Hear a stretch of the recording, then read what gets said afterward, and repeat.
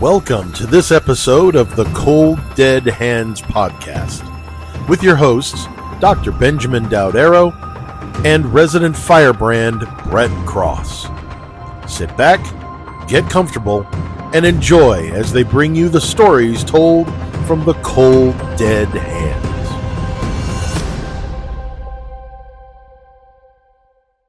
Hello, everyone, and welcome back to Stories from the Cold Dead Hands, a radio show where we focus on the silence, the victims, the families, the survivors of gun violence in the United States. All too often, the media focuses on those who perpetrate these types of events, the violence that we see, including some recent news that we're going to talk about a little bit later in the show. I am one of your hosts, Dr. Benjamin Dowd-Arrow. I am one of the top gun scholars in the United States. I have published mostly on mental health and firearms and on well-being in firearms, but I also publish on the social determinants of ownership and gun policy support.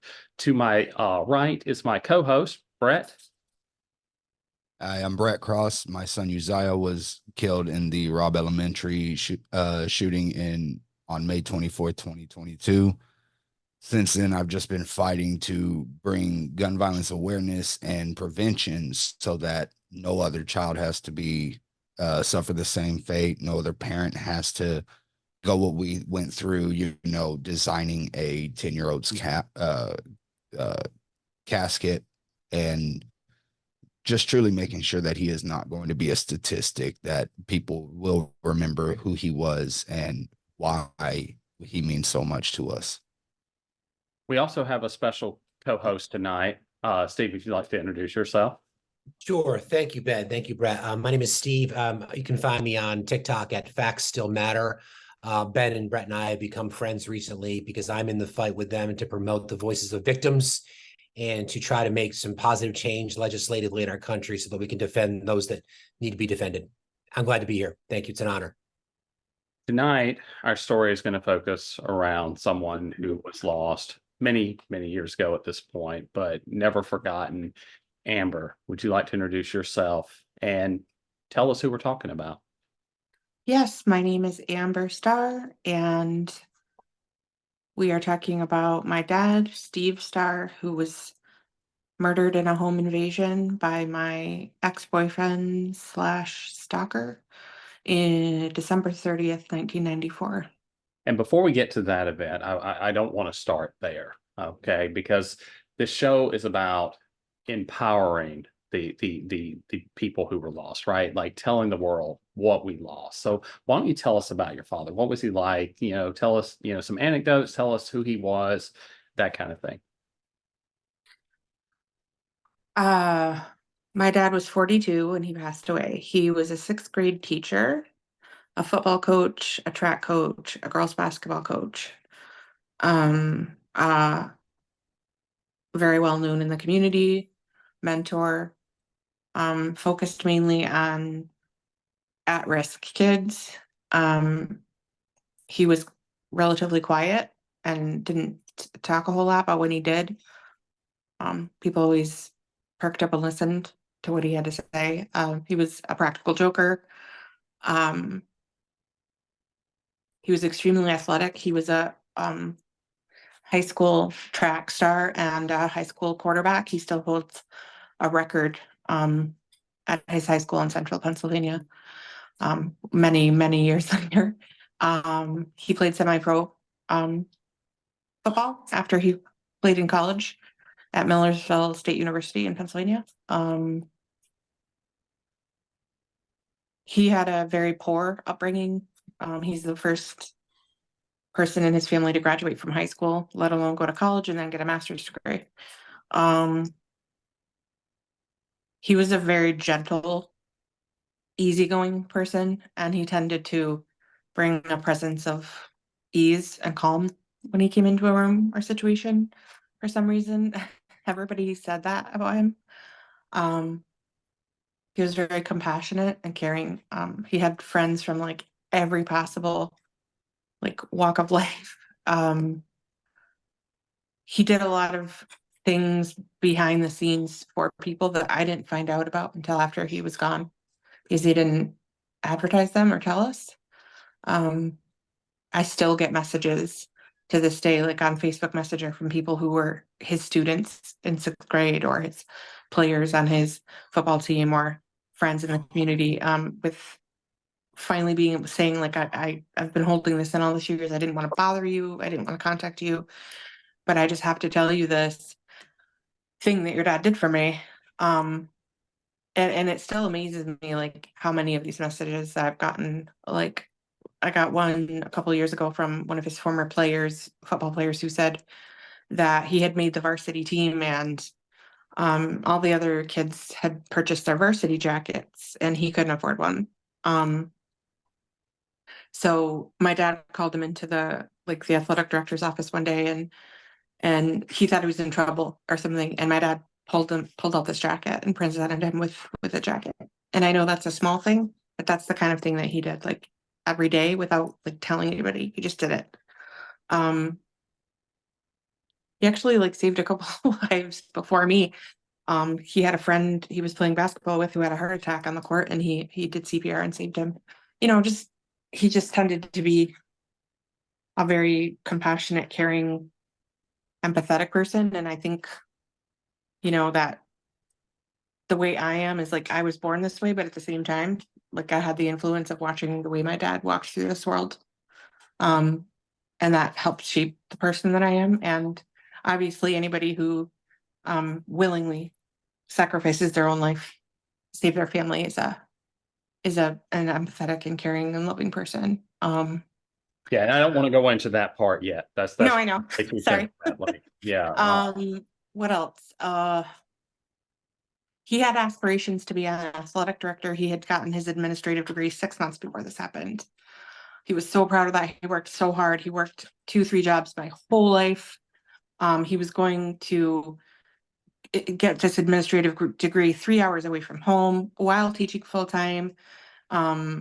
We never had a new car my whole life. We always had like clunkers because we were kind of paycheck to paycheck. You know how teachers live, right? And he had 3 kids, and my mom didn't start working until I was 10. So we lived like very modestly. And but I was like the happiest kid like on the face of the planet. I couldn't possibly imagine a happier, more peaceful existence. I felt so safe with my parents, so very safe and happy. I was not the kind of kid who snuck out of the house or partied or whatever. I was happy to be with them. I know that sounds strange, but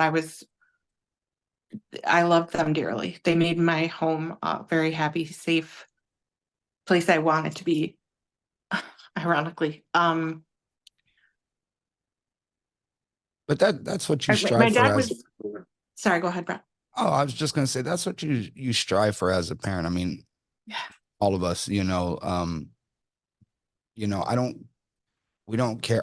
We know our kids don't care if we have the newest, the best, or whatever.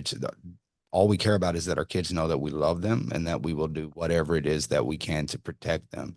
And Yeah. just from hearing about your dad, it seems like he just went above and beyond, not just for y'all, but for everybody in his community, which is Yeah. something that a lot of communities don't have.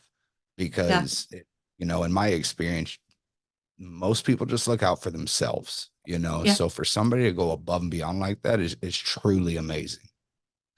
I agree. I think it shocked me when I became an adult and went out into the real world and looked around and realized how few people were actually regularly looking out for the people around them, because my dad was always doing that. That's the example I saw. So that's what I did. And it was weird to me and shocking and sad to learn that not everybody lives that way. He was an avid reader. I think he read every single Stephen King book ever written. He was an excellent writer. He wanted to be a singer, but he couldn't sing. So, he said he liked to sing that song. Oh God, I can't remember the name of the band, but it was, oh my God, my freaking dog's going up and down the stairs. There was this song in the early 90s with this really low voice singing the song, and that was like the only song he could sing. So he would sing that one. Wicked Game? Was it the Wicked Game? No, it was like, do you know that song? Yeah, Do you know what I'm that's talking about? The song is called I'm blanking now. Yeah, I just can't Uh, think of it. the But group's name. They were a one-hit wonder. yeah, A yes, really exactly. sad song. It's Yeah, very very depressing. sad song. Yeah, Uh, but he loved music. Like he was obsessed with music, all kinds. He used to like, record off the radio on the cassette tapes and then Crash play Test them. Dummies. Yes, thank you, Yeah. Crash Test Dummies.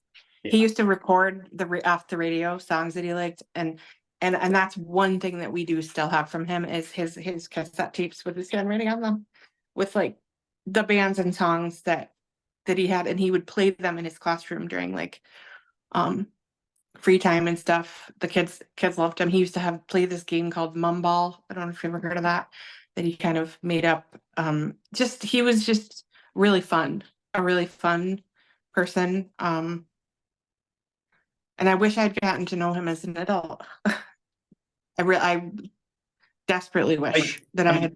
You kind of Yeah. have in a way, right? Like, because what does it feel like when you get those messages on Facebook or those phone calls from people that knew him? What does that feel like? How does that, because that brings you closer to knowing him as an adult. It never surprises me, but it fills me with like pride. It confirms everything that I knew about him, and that I'm not just telling myself that he was great because he's not here anymore, but that he actually was. I miss him every day. Still, it's been almost 30 years and time means nothing. Amber, when you talk to your kids about your dad, I Yeah. know it's probably age appropriate, these conversations as they've gotten older. Have, is there a go-to story that you can think of when it comes to your dad that you tell them? Oh, yes. I tell them about the summer before he passed away when I had my tonsils out. When I was 16 or 17, and it was late at night. It was like 11 or 12 at night, and I was in agony and scared because I couldn't swallow, but I was hungry. Um, and I heard him come through the front door from his late night shift doing like building supervising, which is another thing that he did for years. He was the supervisor of the elementary school building. And I called him out, Dad, Dad, and he came up to my room, and I just started crying. I'm scared and it hurts so much. And um he was like, "Oh, I'm so sorry, kiddo." He called me kiddo, and he laid in the bed, in my little twin bed with me with his like glasses and shoes on and all that, and laid next to me, and I like fell asleep pretty quickly after that. And when I woke up in the morning, he was still there, like with his shoes on and stuff. I tell him that. I tell him about the time that he saved my sister from drowning. Um, broke his ankle doing it, but he did it. I tell him about how, much he would love watching them play their sports. Like I have a daughter who's really good at soccer, and how every time I watch her play, I'm like, damn, my dad would really love to watch her play. He would be so proud of her. I tell him how important education was to my dad. And that's why it's important to me. I tell them about like, Christmas, family gatherings and the funny things that he did and said. I tell them about the things that people send me messages and tell me about him, what they say about him, what kind of teacher he was, stuff like that. So they know him. That's the Yeah. point. Yeah, they definitely know who he is. Definitely. I talk about him. I would say it comes up somehow, one way or another, at least like 2 or 3 times a week. Like, oh, hey, by the way, my dad went to that college that we're just about to pass, and tell him about how he got in and how he had a scholarship for football, and or, oh, that was my dad's favorite pie that you're eating right now, stuff like that. He I loves think peanut butter. I think it's truly amazing that, most people go through this world and and don't save anybody. And so far, we've heard of 3 people that he has saved, and that is just, it's truly mind blowing. You Yeah. know, I can't like stop thinking about how mind blowing that is. That not once, not twice, but 3 times that we know Yeah. of. Well, there's You another know, one too. There's another well, one too. When my twin sister was 2, she went inside of a closet and swallowed a nickel, and she was choking on the nickel, and she was not breathing, and her lips were turning blue. And my mom was home alone with us, and my dad came through the door, and she was screaming, "Steve, Steve!" And he grabbed her by the ankles, turned her upside down, popped, and out it came, calm as can be. So yeah, he just seemed to always like arrive. And there was another incident where my younger sister, when she was 10, inhaled chlorine. She was reaching down to get a chlorine tablet out of the bucket, and she opened it and inhaled at the same time. And she couldn't breathe. Her lungs were filled with chlorine. And again, my mom was panicking, didn't know what to do. And my dad pulled in the driveway and like flew to the hospital. She was in the hospital for probably 2 weeks and lost some of her lung capacity. But just weird how we always seem to like be there and be the one to like stop that person from getting hurt worse or whatever. sounds Yeah, like it he was. We should used to have been a medical I know. professional at this point. Well, He it's funny you was. say that. Yeah, it's funny you say that because he originally went to college to be a psychologist. He was a psychology major and wanted to go to medical school and be a psychologist. And when he had to do when he did a like some kind of class or internship where they actually were like observed patients or something like that, he could not. His empathy was he couldn't handle it. It was too sad for him. He just was like, I don't think I can do this every day. So he went into teaching, which, to be honest, drains your empathy every day as well. But he always he never tired out. Like he had more and more and more to give to other people. He barely slept. He worked all the time. But if anybody ever called him for anything, boom, like I'm there. That's just the way he was. Yeah. Now I don't want to name him because I don't do that. But like, how old were you when you started seeing your stalker, the man who would end up being the murderer? Yeah. So the day I turned 16, I had aspirations of going on the Spanish club trip to Mexico that year. And my parents told me, okay, if you raise half the money for this trip, we'll pay for the other half. And so I couldn't wait till the day I turned 16 so that I could go get a job. So the day I turned 16, I went to Ponderosa, which was 3/4 of a mile down the road. And I applied for a job and I got the job and I started working there. And that's where I met him. He was working in the kitchen and I was a waitress. How much He older? was 3 years older than me. So he would have been maybe Okay. 2.5 years or so. So like I was 16 and he was like 18 and a half, 19, something like that. I didn't know, like really know who he was, but he knew me. He was watching me.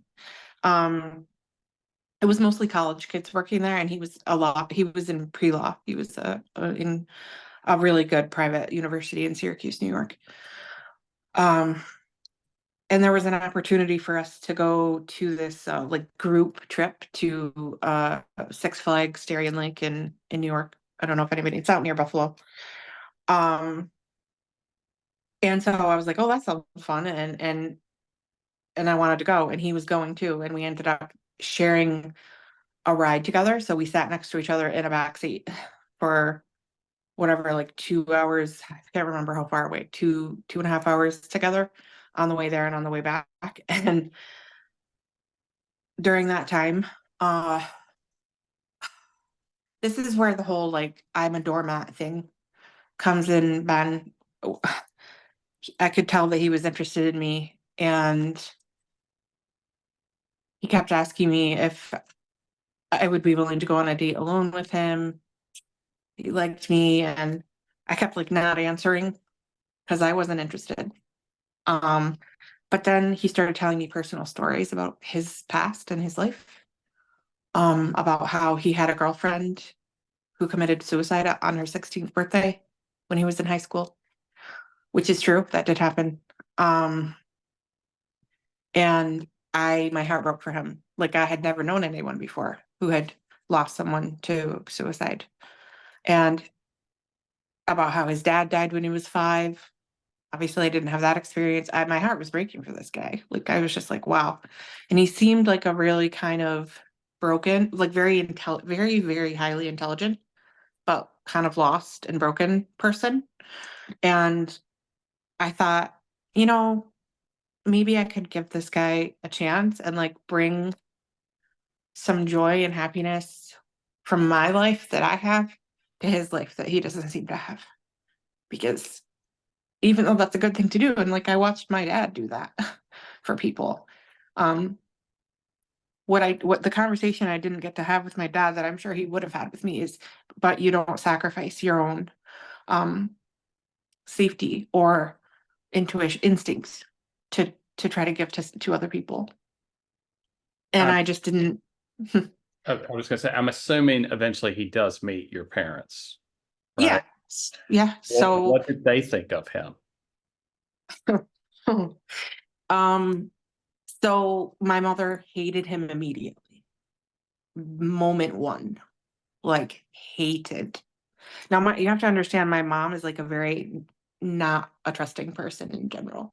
She was skeptical of everybody always, but she really, really did not like him.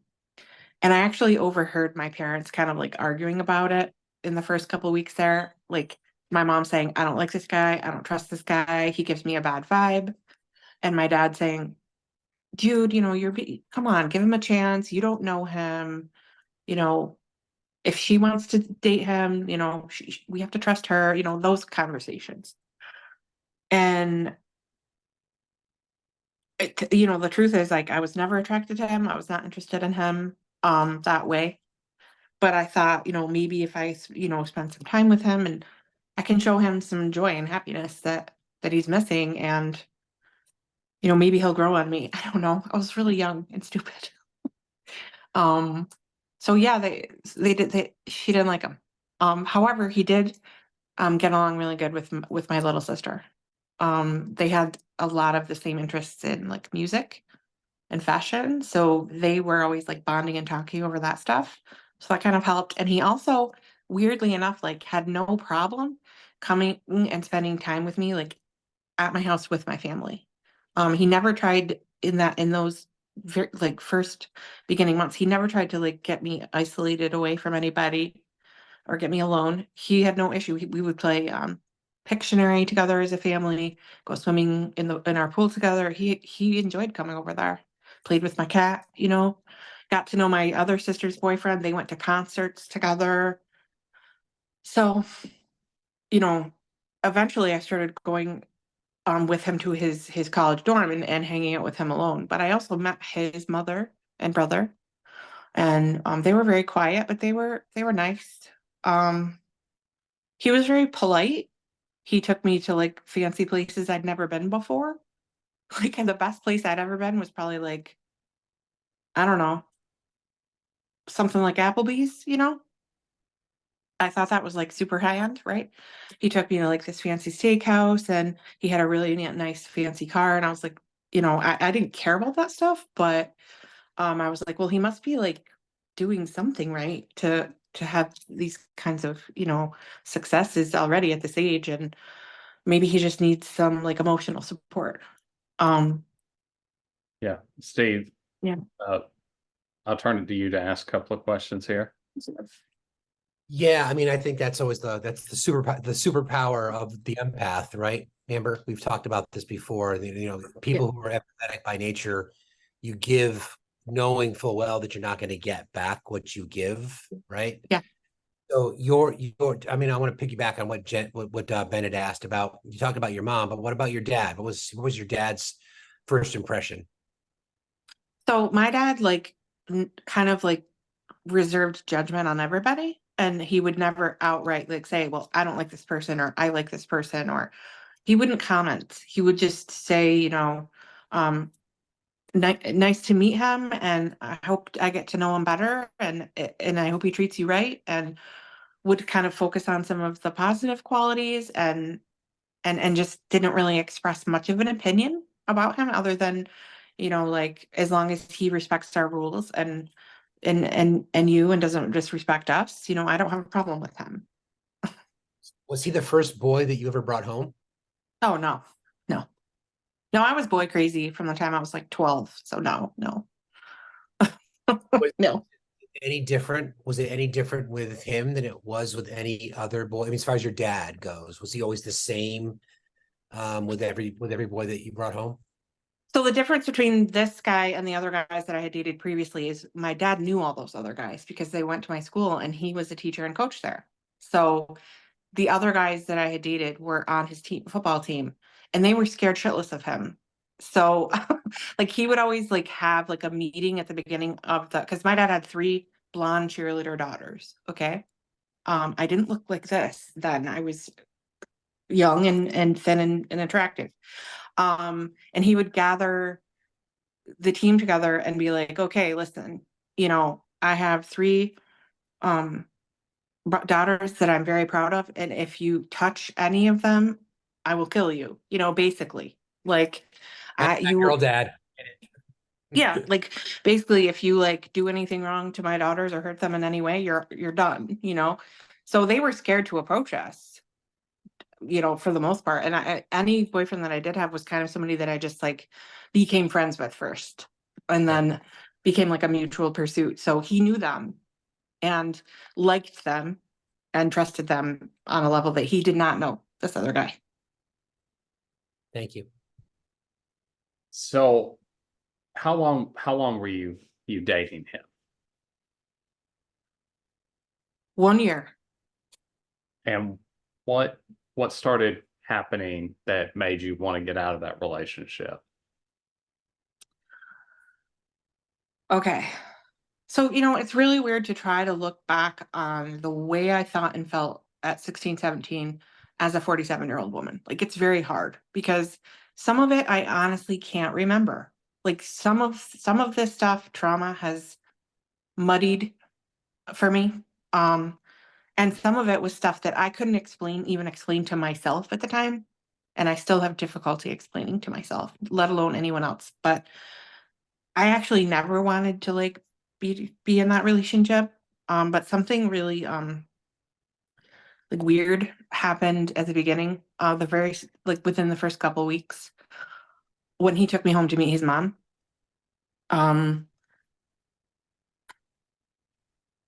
It was the first time that we were like alone together, and he took me up to his room and kind of forced himself on me, and in a way that I don't want to get graphic. I don't know how to say it, but uh penetration, but not the place you would think. Let's put it that way for a teenager, right? And I was totally shocked, and I did not scream or physically fight back. So I kind of just felt I was sort of like, okay, maybe this is just like the way it is when you get older. Maybe this is the way it goes. I don't know. Like, I didn't necessarily want it to happen, but I was kind of scared to like say no. Because again, like I didn't want to like hurt his feelings or make a scene like with his mom in the house, or I don't know. And that for some reason that happening to me, like it's hard to explain, but for some reason that happening made me scared of him. Made me really scared of him to a point where I felt trapped in the relationship. Like I kind of just had this is where I go to the instinct thing. I had an instinctual feeling. I mean, you were sexually assaulted, right? You were raped. Yeah. So, I mean, Yeah. I mean, I never ever thought of it that way at the time. Oh my God. I'm sorry, my phone keeps ringing. I didn't think about it that way at the time at all. But now I'm like, wow, like this is one of the reasons why when I talk about that issue, I'm like, I don't think people understand like how many of us this stuff happens to when we never consider it as sexual assault. We just don't. But there was something in that I can't really explain, something instinctual that made me comply with that happening, a fear that I couldn't quite define. And then afterwards, a fear that if I didn't continue complying, something bad was going to happen. I don't know how I knew that, but that was, my body was like screaming at me. I had like stomach aches and that tight feeling in my chest and shaking, and just a quiet knowing that I was not safe. And I spent the whole relationship like that. Sounds ridiculous and terrible, but I swear to God, that's what happened. Every time the phone would ring, this sounds crazy too. Every time the phone would ring and they'd say, Amber, it's so and so, my stomach would start hurting and I'd have to go to the bathroom because my anxiety would just, like, I just felt trapped. And kind of, he expressed very early on a feeling of wanting to take his own life, if anything else bad happened to him, or that he just couldn't take anymore. And I was like, well, like, I think just breaking up with him alone would push him over the edge. And that ended up actually being true. Like, later down the line, he actually did say, if you break up with me, I'll kill myself, or your new boyfriend, or you.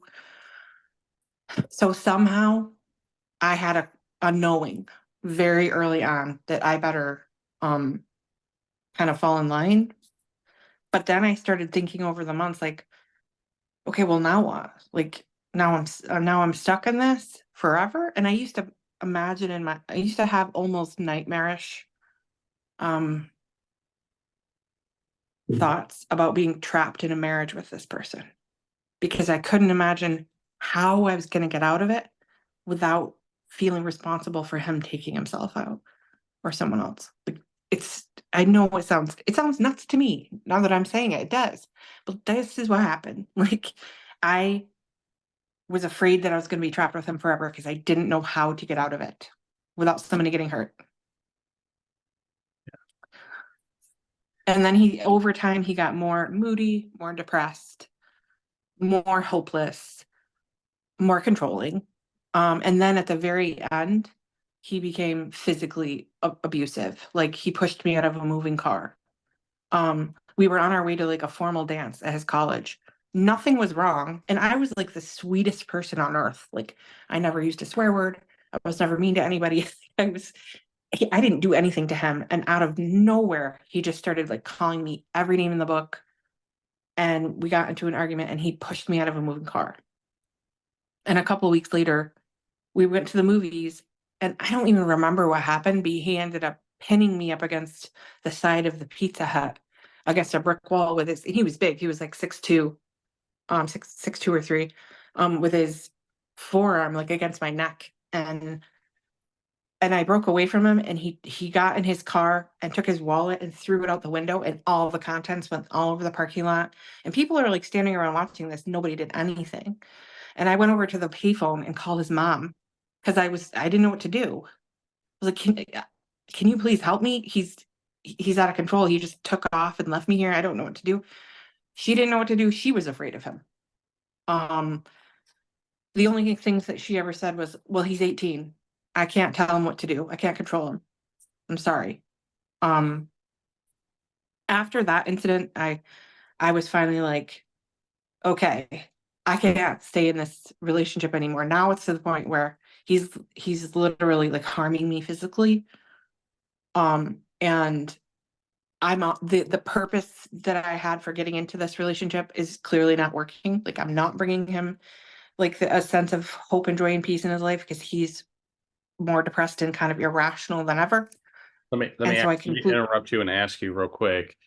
As the abuse becomes more and more omnipresent, as it goes from emotional to physical abuse, did you ever talk to your dad about that? No. Did he have any idea what was going on? No. I guess this is like a common, so I was embarrassed. I was really embarrassed. And I think more than anything, I would have had to explain why the heck I didn't say anything sooner when I was feeling unsafe. And I couldn't explain that very well. I was really ashamed that it was happening to me. And I thought maybe I did something like to make him do those things. So mostly I was just kind of like embarrassed, and I was afraid of what my dad would do. And for our listeners, I just want to make clear, like, there's nothing to be embarrassed or ashamed about. Being a victim is not shameful, right? Like, and Amber, you are a victim in this story. And I know sometimes you blame yourself, and we can talk about that in the second half of the show. But like, I want to make that clear for anyone listening, that if someone is abusing you, it is not your fault. I agree with that, and I say that to everybody else. And I believe it wholeheartedly when I say it. But I do have a hard time looking at this situation and listening to myself talk about it and not going, well, why the hell did you do that? Why the hell didn't you? You know what I mean? Like, it's very hard. Did But anyone know, Amber? I mean, Ben asked you about your dad, but you didn't tell anybody? no. No friend, no your sisters? No. And I was literally like twin flames with my twin sister. What But did no. your twin sister think of him? She was kind of indifferent about him. Her boyfriend ended up becoming pretty good friends with him, and they would go hang out together alone a lot and go to concerts and things. So she thought he was, she didn't like particularly like love the guy. But she never really expressed anything other than like, I think we probably did have a couple conversations about the fact that I wasn't like super into him, and she was kind of like, well, why are you doing this? Those type of conversations. But yeah, I don't know. So I don't know. we move forward where you do finally end the relationship. Okay. Yeah, that was really hard. Yeah. It took me probably a week of like not sleeping, not eating, fear of holy shit, what am I about to do here? But you got through it. Before I finally was just like, he's getting worse. I'm not helping. I can't help him. So what's the point type thing? And I'm also sacrificing my own happiness. And at that point, a big factor in this is like, I had fallen head over heels in love with somebody else at school. And I wanted to be with him. So that was also kind of a catalyst to get out of it. But it was all of those things together. Okay. Wait, Yeah. and your reasons for getting out, even if you weren't in love with somebody else, were valid because abusive, right? Right. Well, I think any teenager who wants to break up with someone for any reason is valid. You're a teenager. Right? Breakups are always valid, right? Like, you don't have to have an excuse or a reason, right? The relationship Right. just work out. But Right, but he didn't see it that way. right. Well, that's what I was getting to. The relationship ends. How long before? And Steve, did you want to say something? Well, like, you want to ask something. How long after it ended before things started to escalate? Okay, so I would say for the first few weeks, it was he started acting out of desperation immediately, but in the first few weeks, it was him believing that he could do or say something to change my mind and get me back. So it was leaving long letters on yellow legal pads in his tiny little like legal handwriting on my car window at my job or at school, talking about all the good times we had in our relationship, all the way that he respected my parents and never broke rules, and little jokes and song lyrics, and why would you do this? That kind of thing, like trying to get me to change my mind in the beginning. Lots of phone calls. And during this early breakup stage, obviously your parents know you've broken up with it. And what were your mom and dad's kind of like thoughts, their attitudes towards it, any advice or anything that they were given, as you like, because they're seeing obviously that he's like love bombing you at this point, right? Sending you and all that. So my mom was concerned right away that something bad was going to happen. And my dad was talking to him on the phone, trying to comfort him and make him understand that his life was going to go on and that I was really young and he needed to accept it. He tried to get him hooked up with mental health resources at his college. He called his mother and had long conversations with his mother. My dad took the approach of like trying to help him through it, trying to get him resources to help him through it. Whereas my mom was just like, get this guy the F out of here. And she was like scared. My little sister had hours long conversations on the phone with him. My best friend did. I mean, it was a bombardment of phone calls, letters, showing up places, everybody that I knew. And after it became clear that like I wasn't going back, then it became coming to the house and like taking something that I had given him and like smashing it on the front porch. Angry letters, accusing me of things I didn't do, calling me names, telling me what a horrible person I was to go be with someone else so soon after breaking up. Just like a lot of manipulation. And then from there it escalated into following me. Like I went to a cheerleading competition 2.5 hours away from my home, and I never told him I was going there, but I was on the gym floor competing, and I looked up in the stands and I saw him in the audience. So I knew that he'd followed me there. And after I left and we were getting back on our bus, he showed up and like confronted me in front of like the whole squad and my coaches, and was again trying to like make me explain why I was doing this. And I didn't have answers for him other than like, I'm just done, right? That happened over and over and over and over and over. He showed up at my high school during school hours, walked in and just started wandering the halls looking for me until a school official noticed this wasn't somebody who went to our school and asked him like, what are you doing here? And he told them he was looking for me. He showed up at my job looking for me. He showed up at my best friend's house when I was there.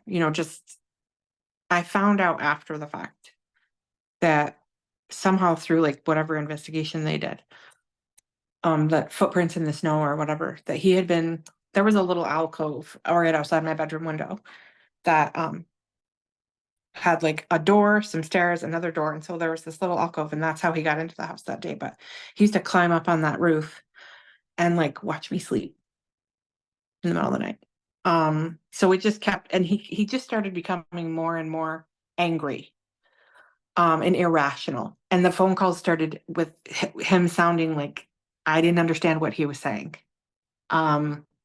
He was not making sense. Sounded like maybe he was like on something or hallucinating sometimes. Just really like losing it.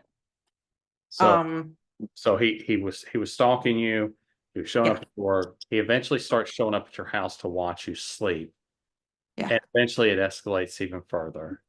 So Well, there were a couple of occasions in this time frame where earlier on more, where he convinced me to please just let me talk to you one more time. Please just let me have one more lunch with you. Please, I'll go away if you'll just come have lunch with me. And I would agree, because I was so tired of the constant harassment, because it wasn't just affecting me, it was affecting my whole family. The phone was ringing off the hook all night long. My parents couldn't sleep. So I would agree to go with him, to go have lunch with him, and he'd leave me alone for like 24 hours after that. So I would do that. I did that a couple times just to get some peace for my family. But unfortunately, during 4 of those occasions, he sexually assaulted me. And again, I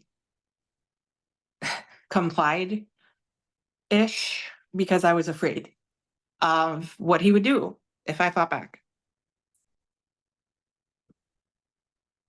eventually in December, he shows up Yeah. at the house. So Well, we had gone to the as we're nearing the police. 10 o'clock, why don't you tell that story? Yeah. So we had finally gone to the police like a week or two before that and given police reports about the constant stalking and harassment. There were no stalking laws in New York State at that time. They got him for second-degree aggravated harassment for the phone calls. He was bailed out within a couple hours, and I asked for an order of protection. He went to the hearing with the judge. The judge felt sorry for him, said she didn't want to like impede on his life and didn't think that he was dangerous, and denied the order of protection. 2 days later, he broke into the house. When I thought perhaps he might be in jail, because the police had told us when he got bailed out for that they would be watching him, because he had been just like following me everywhere. They said that what their exact quote was, we're gonna watch him until he does something, and then we'll get him. So after he got bailed out and then continued the behavior, which was a violation of his bail, I thought, since I didn't hear from him for like 2 or 3 days, that he was in jail. And I spent those 2 or 3 days crying because I felt bad for him. I was worried about the conditions in jail and how he felt and how mad he must be at me, how sad he must be. When in actuality, he was planning whatever he ended up doing. So I don't want you to traumatize yourself unnecessarily, Amber, but I know that our listeners would probably want to hear what happened that day. And so as much as you are safe giving, I don't want you to say anything that's gonna like give you even a bad night's sleep. So it was about 7:30 in the morning, and it was the week of Christmas vacation. So everybody was home except my twin sister. Twin sister was not home because she was spending the night with a friend. And our house was actually under construction. We were having an addition put on, so there had been like lots of like hammers and nails and saws and stuff over the previous week or two. So, and I was wearing headphones and I was listening to Madonna, and I had the song True Blue by Madonna playing in my ears when very deafeningly loud booms rang out. And I was extremely disoriented and in my mind trying to figure out what that was. And I thought maybe somebody's up on the roof, like hammering. Why would they be hammering at 7:30 in the morning? Like, and then I heard my sister screaming. My sister, who was 15 at the time, we had one bathroom in the house and it was upstairs and her bedroom was down. She had just gone to the bathroom and was on her way back down the stairs to her room, and he came around the hallway and pointed the gun at her and cocked it like whatever, I don't know how, whatever. It was the 12 gauge shotgun.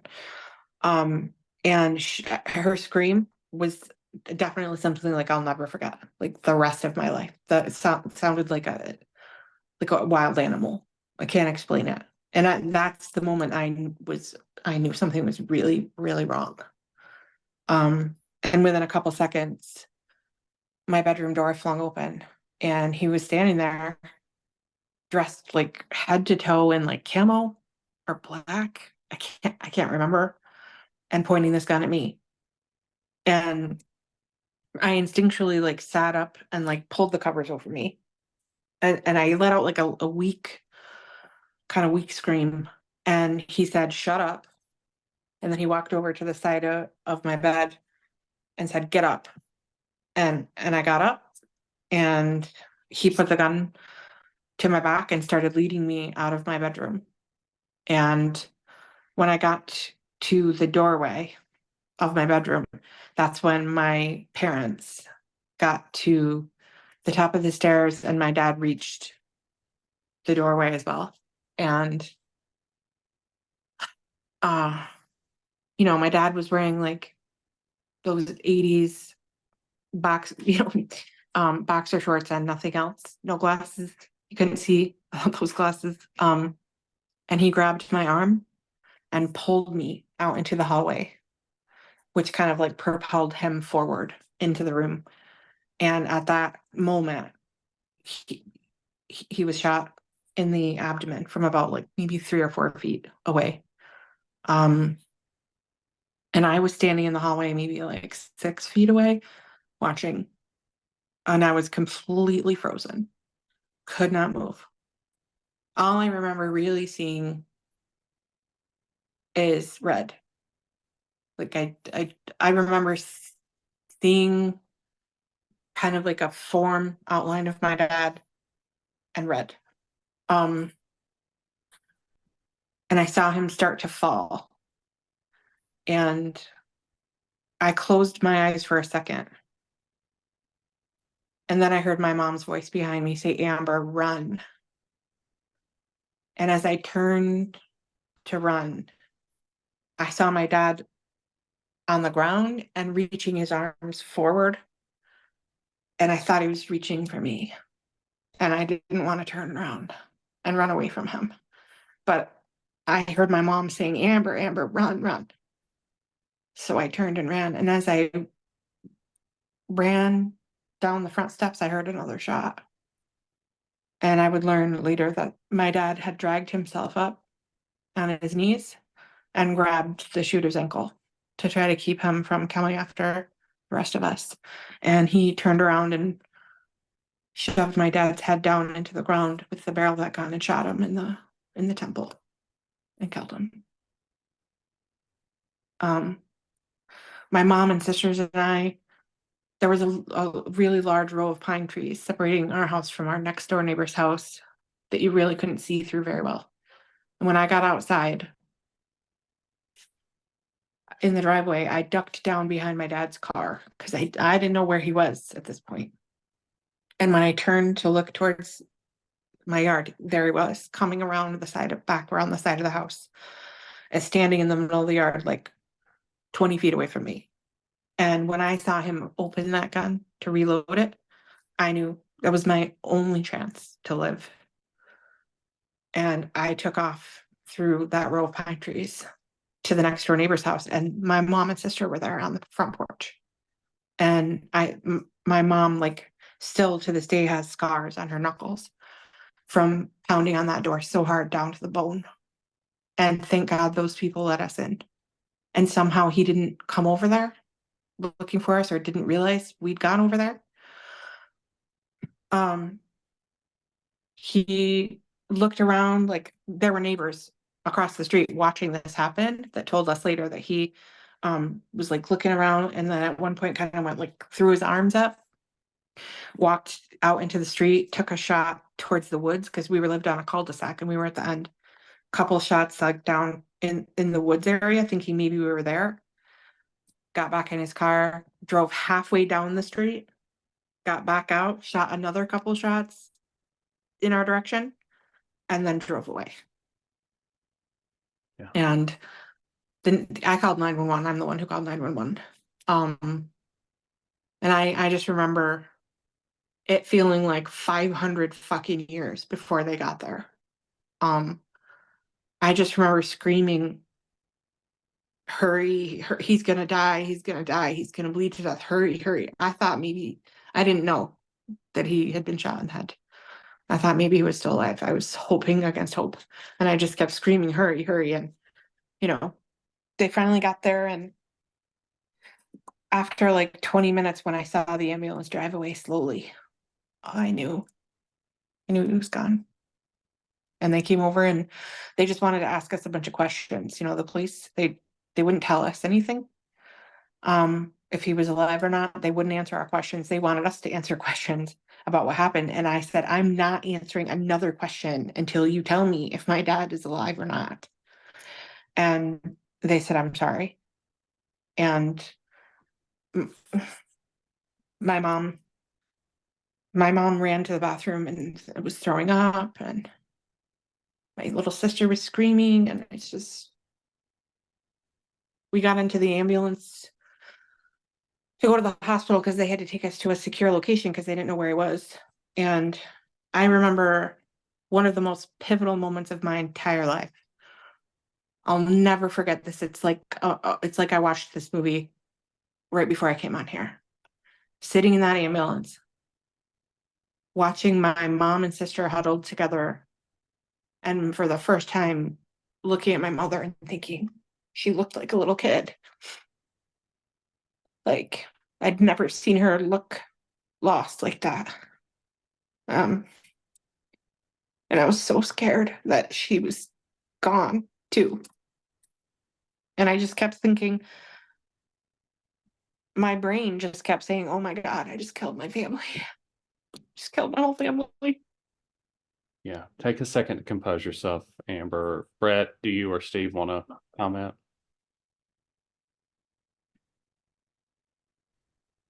Um, Amber, I know of your story, but I wasn't aware of all these details. So thank you for sharing with us, as painful as it was. And I can only imagine, not really a question, more a comment, but and Ben brought this up earlier about how, guilt and all these reasons why victims don't speak up. I can only imagine the guilt that you've been carrying around with you, just as you've explained this, how like you put your family's life on the line, and you created that danger. And that's, I know you Yep. know this. I know you know this, but that's not on you.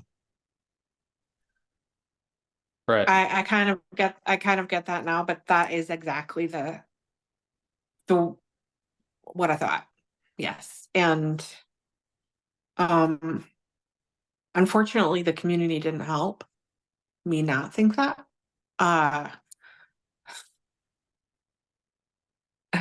we had a crisis counselor meet with us, and I found out that she had also met with his family, and I wanted to know if they were okay.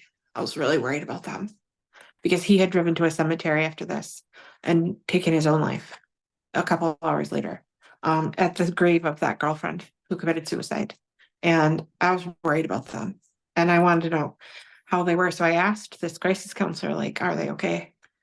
And she said, well, his 15-year-old brother wanted me to let you know that he blames you. I mean, a child blaming you, right? Like, Yeah, but why would she tell me yeah, that? and the crisis counselor shouldn't have. Brad, do you want to Yeah. comment before we reset?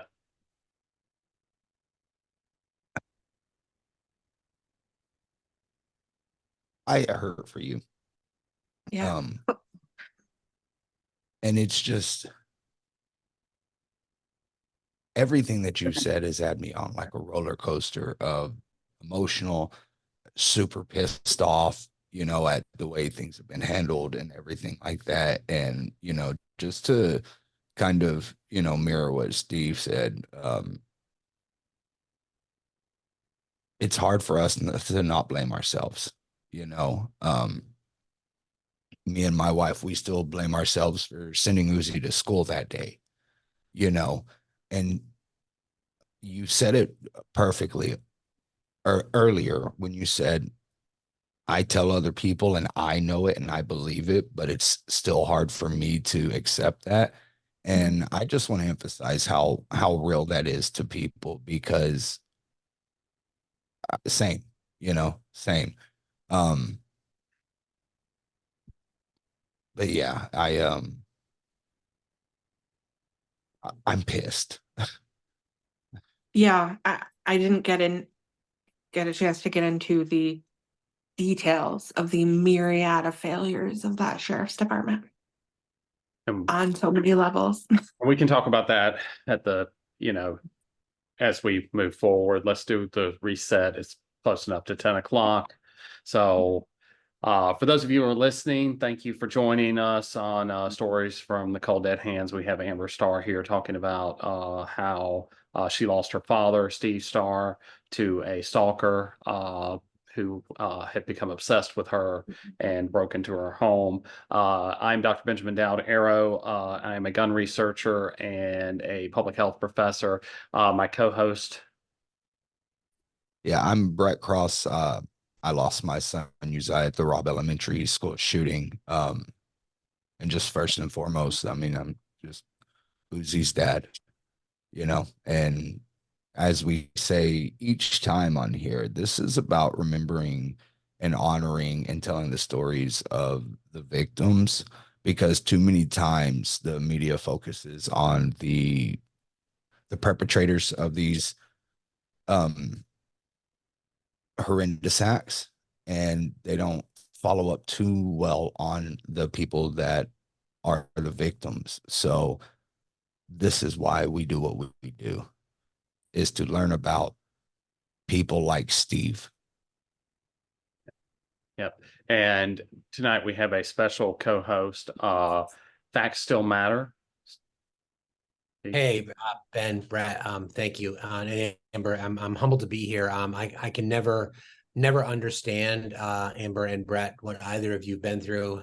Loss in my family for sure, but I can never understand what you've been through. So I'm humbled to be here, and I'm so grateful that I've gotten to know everybody on this panel, and I'm honored to be able to help tell your stories. And I'm with you, Brett. It's about everyone else. It's about the people that are left, and making sure that we remember those that we've lost and try to make changes as best we can. So again, I'm grateful for being here. Thank you for asking me, Ben. And Amber, if you just want to briefly introduce yourself, and we'll move into. I'm Amber Starr. My dad, Steve Starr, was murdered in a home invasion by my stalker in December 1994. So one of the biggest failings, I think, of your case is the lack of protection for intimate partner violence, right? And you had said that there were no laws against that in New York in 1994, which seems crazy, right? Stalking. Yeah, stalking. Yeah. Yeah, for stalking. And and if you had ever, if anyone had ever known about the abuse, right? Like Right. then we know law enforcement tend not to believe women.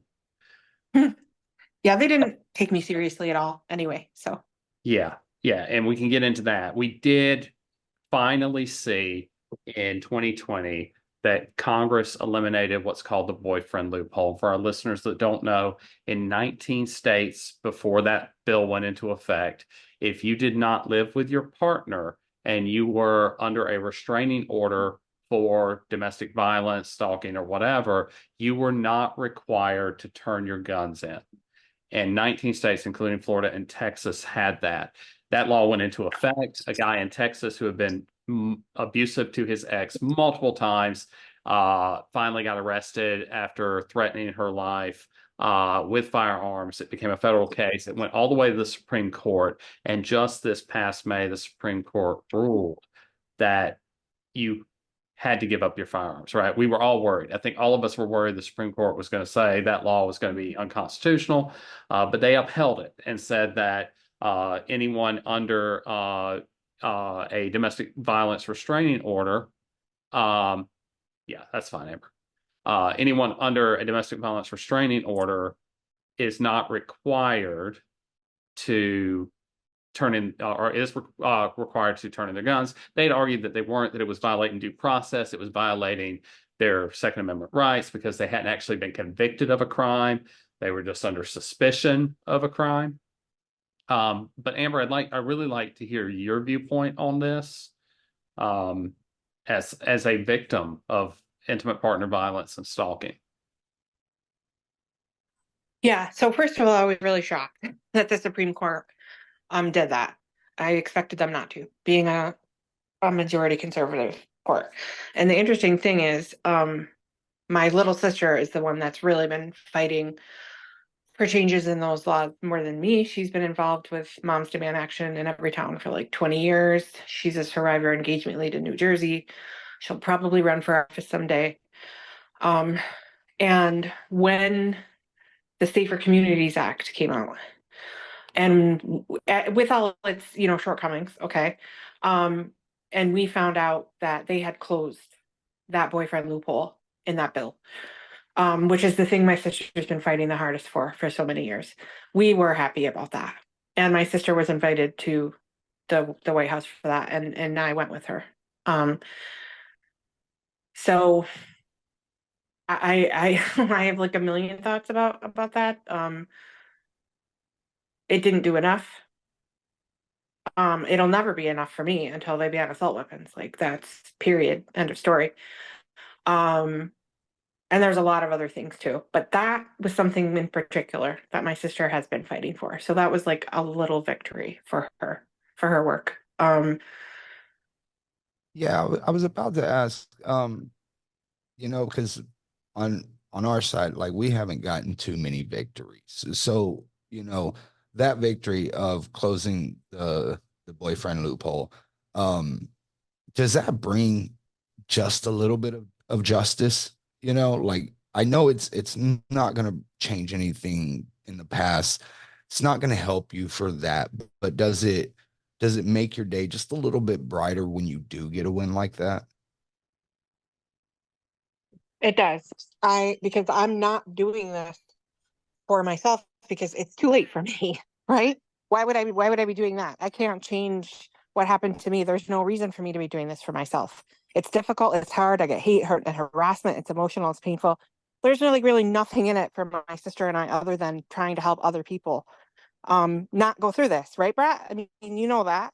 Yeah, I say it And every yeah, I yeah, say it every day. There's nothing that I say or do can ever bring back Uzi, but it can protect somebody else. yeah. And Well, for yeah, me, sorry. yeah. Yeah, go ahead. No, for me, yes, that was absolutely a victory because I thought of all the other girls and women across the country who have been in the situation that I was in and didn't live with that person and wasn't married to them, and so they had no recourse for a red flag law. Um, I don't know. It could have saved my dad's life. I'll never know. But that's not why I'm doing it. It's too late for that.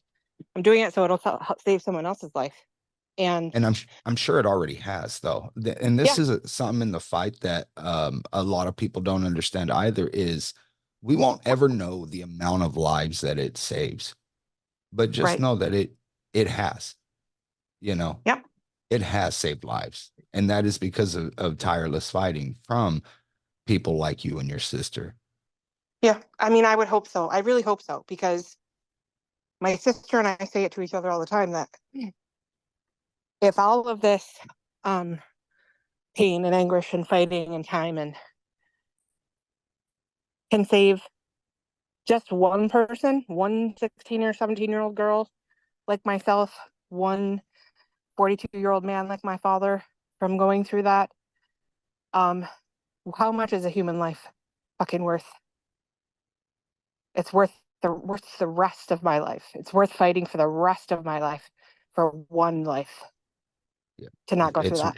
it's worth the harassment and the trolling and the despicable messages and everything like that. I mean, that's the only way that I can myself kind of like push forward and continue this, you know, is Mhm. is is thinking that, you know, like it'll all be worth it someday.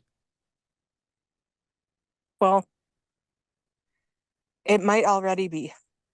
Um, like I said, um, we can't ever be 100% sure of somebody who was about to do something and didn't, you know. But I know they've got to be out there. And when I met Kamala Harris at the White House for the signing of that bill, sorry, there's a motorcycle going by. I said I didn't know what I was going to say to her. I didn't know I was going to get to meet her. We were just kind of in like a line, and one of her close friends saw my sister holding a picture of my dad up and yelled over, "We have a victim's family here. We have a victim's family here." And Kamala came over to us, and she pulled me in and took the picture of my dad and held it in her hands. And I said, "This this could have saved my dad's life, but it's too late. It could have saved my dad's life." And she said, "But it's going to save other people from going through what you went through, Amber. That's why you're here." And she's right. Amber, And can I go? yeah, go ahead. Sorry. Go ahead. Go ahead. I was just going to ask if it's okay. I just wanted to go back because I was a little bit confused about something that you said specifically as it relates to the restraining order. Um, you the reason that they gave you that they were not going to put one in place was just because they didn't want to ruin his life, or was there So any other reason that they gave you other than that? the only thing I ever heard was not directly from the court because I wasn't there, was from the law enforcement agents who were there and said that the judge, a woman, denied the restraining order because she had sympathy for him and didn't believe that he was dangerous and just going through a hard time. And she didn't want to put a mark on his record because he was a high achieving college student, and she felt bad for him. And she mentioned in that she had lost her own son to suicide the previous year, and she just felt bad for him. And I fully sympathize with her loss, of course. But my reaction when I heard that was, she sympathizes with him and feels sorry for him. Well, what about me? Yeah. How often though do we hear that as, a reaction, right? Think about Brock Turner, right? Exactly. Yeah. Yeah. Like how he had this great career ahead of him. So even though he sexually assaulted somebody, we're not going to punish him. And how often do we hear judges taking sympathy on white men because of their potential? That's exactly basically what she said.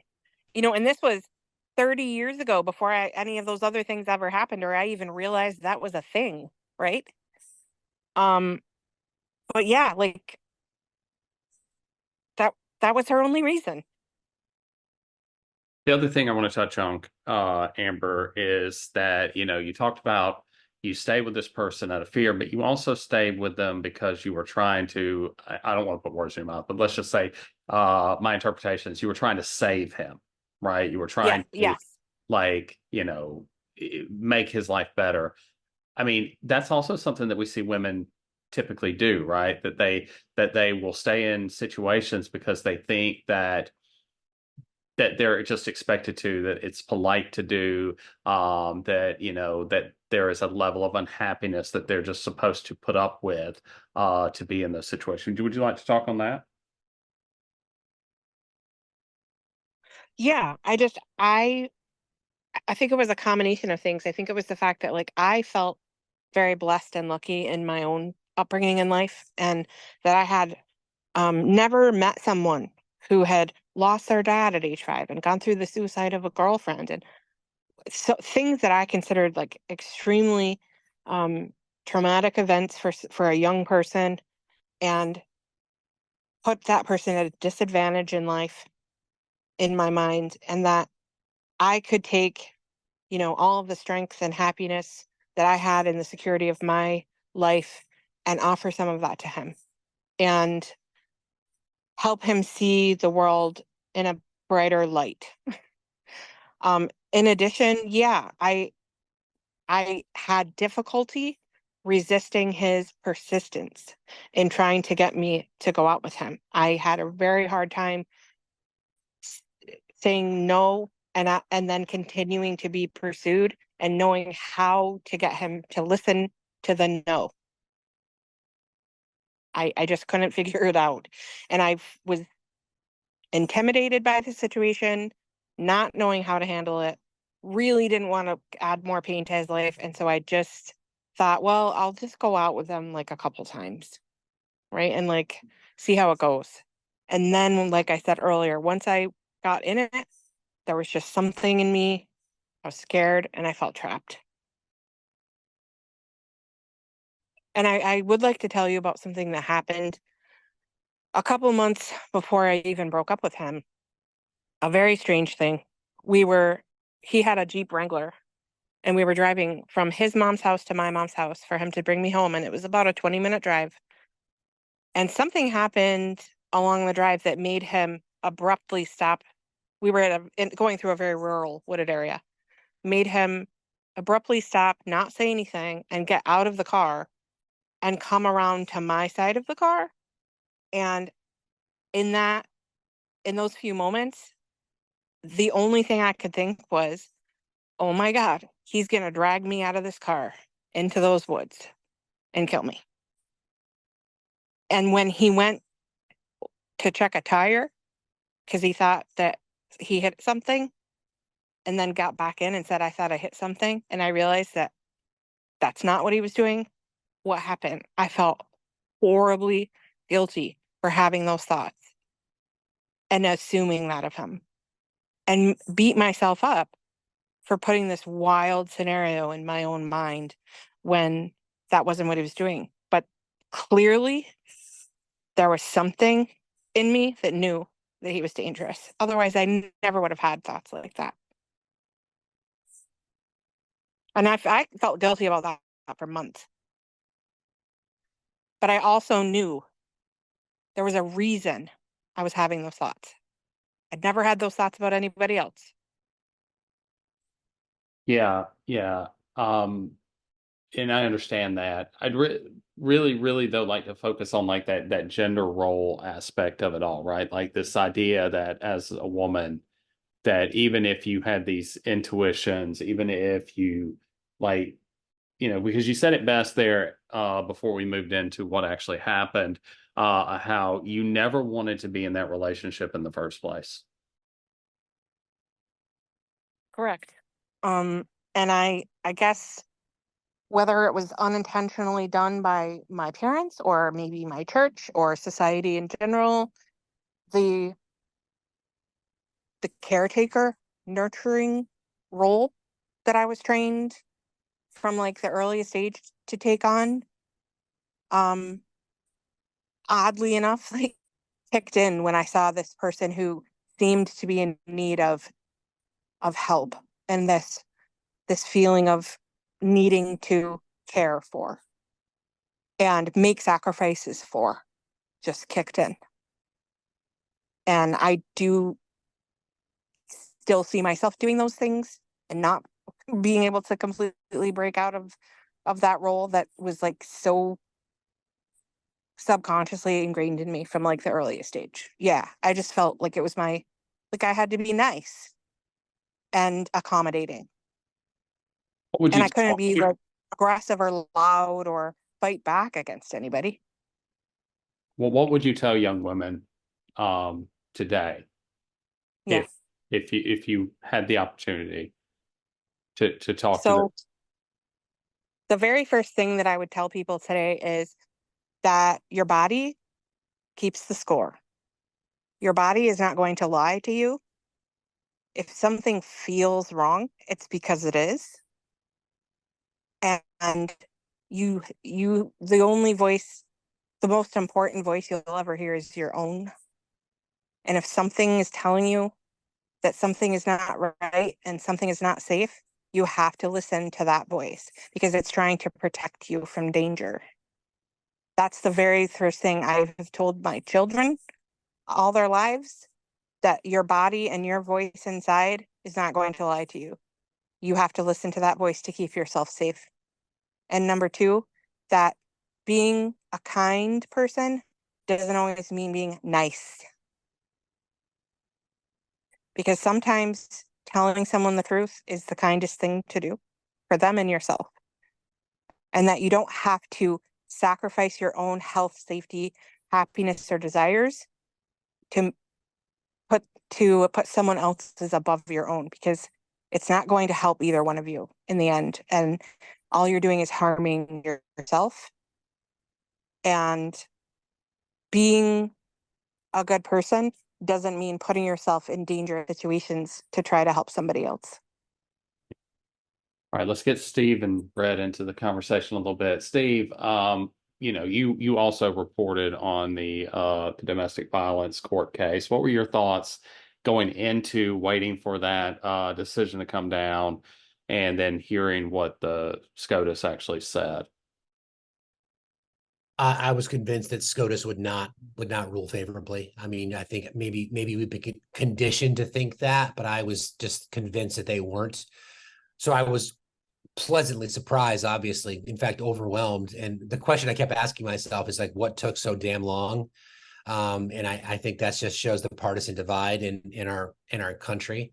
If I could for just a second, Amber, I think you're very humble in how you say these things, but your advocacy for women and for victims in general and for calling out the patriarchy like you have. I mean, you do these series of videos on TikTok where you literally show highlights of segments of media from the past and movies from the past where we all just accepted it. James Bond pinning down of Bond girl, references in movies about all these things. We've just accepted it as society, which is perpetuated a lot of this acceptance of abuse against women, sadly, and how men see themselves a certain way. So I just wanted to make sure that I called out how amazing your advocacy is.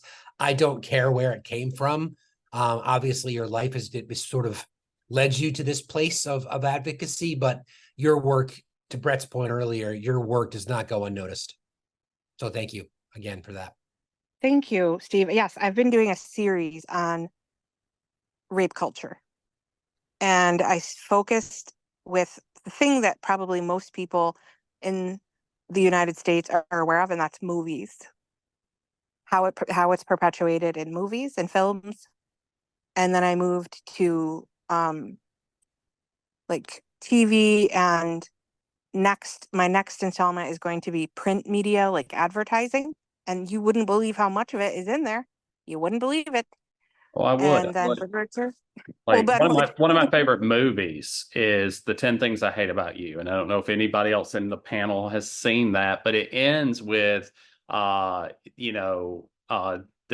lead characters getting back together after he has done some really abusive, narcissist kind of things, and he bribes her and she just forgives him immediately. And it's like, well, if you do this again, you can't just bribe me with a guitar. And he's like, yeah, well, there's a bass and a drum and eventually a tambourine, right? Like that I will just, pay off for any time that I do something horrible to you.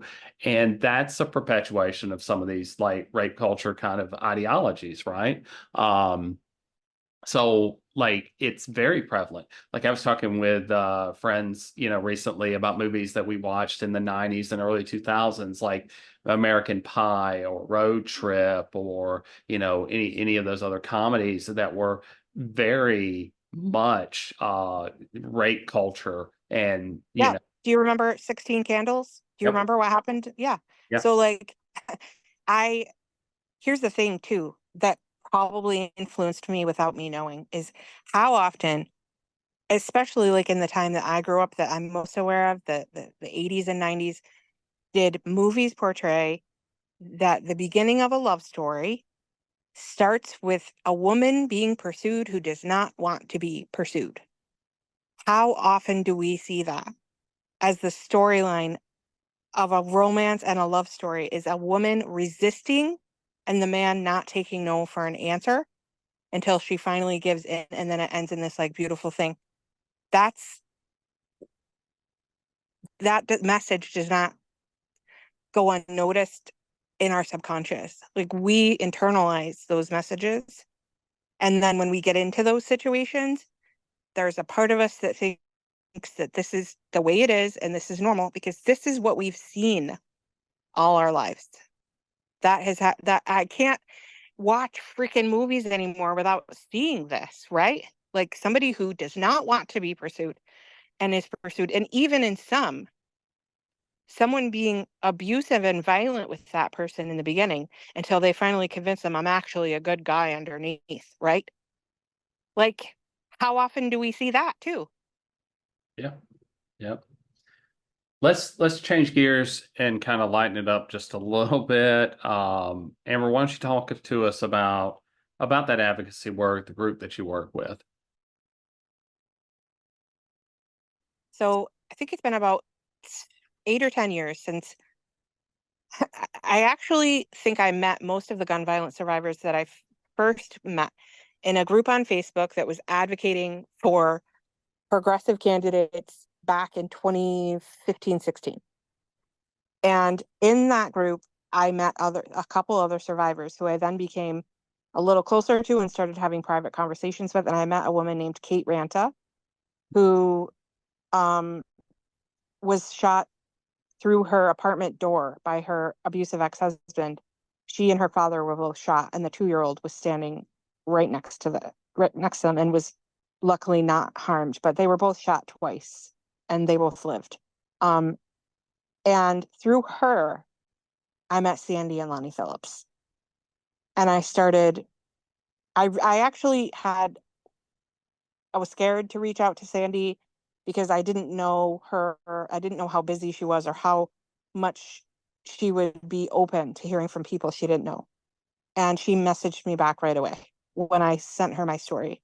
immediately. And like, basically, like, I felt like I was walking into, the arms of a face of this movement, to be honest. Like, just somebody that I can't think of anybody I respect more than Sandy Phillips. And after having many conversations with her, and I made a Facebook post a couple years ago after Investigation Discovery put out a docu-series about my story against my wishes. We hired a lawyer to try to stop them from making this reenactment story about what happened to me, and we've lost in trying to stop them, and they went forward and made that series. It's called Village of the Damned, of all goddamn things. Who wants their lost loved one to be associated with a title like that? But anyway, I made a post on Facebook and said, you know what? I'm so tired of the media telling my story for me and getting half of it wrong. I'm just going to start my own damn podcast. And immediately Sandy sent me a message and said, are you really? Because if you do, we're going to sponsor it and we'll put it on our website and you'll be our podcaster. And I was like, oh my God, I guess maybe I really can do this. I had no idea what I was doing and figured it out, watched some YouTube videos, made myself a channel. My podcast is called Voices of Survivors. And the first people that I interviewed were Sandy and Lonnie. And then I interviewed Tom Mauser, who lost his son Daniel at Columbine.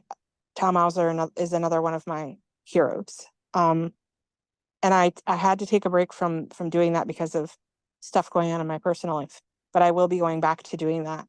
And I was so beyond honored to even know Sandy, let alone have her want me to be the voice of the podcast associated with their organization, which is called Survivors Empowered. They're a grassroots, not the largest grassroots nonprofit, by victims, for victims group in this country that focuses on survivors. They're not a political advocacy group. They're not a gun control group. They are a trauma resource group for survivors, communities who go through mass events, first responders, families, victims, and that is their focus. They're incredible people. They got the CNN Hero Award this past year. Amazing people. Like, you're blessed to know them if you know them. Absolutely, 100%. Because I, unfortunately, myself know Sandy and Lonnie. Yeah. And I couldn't say it any better myself, because they're truly some of the most selfless people that I've ever met, and just the way, like to put this into perspective, if you go to Survivors Empowered, they have a toolkit, because this is such a prevalent situation that happens all the time. They have a toolkit for people to help survivors. And it's such small things that people don't ever really even think about, right? Like, in their toolkit, it's like, how can I help somebody who is a survivor of this? And it has such great information that people don't think about, because in most of these situations after a shooting of any kind, it's like, okay, media's there, bam. And then a couple days later, everybody forgets, everybody moves on because it didn't happen to them. And yet we're still here left broken and hopeless. And those that do care for us don't know what to do or how to help. And then it makes them feel helpless. Yep, absolutely. They something that you never think about until something like this happens to you is, how the heck are you supposed to respond to the media? Like, should I grant an interview? Shouldn't I? Because guess what? If you do, you're now you're property of the media now, friend.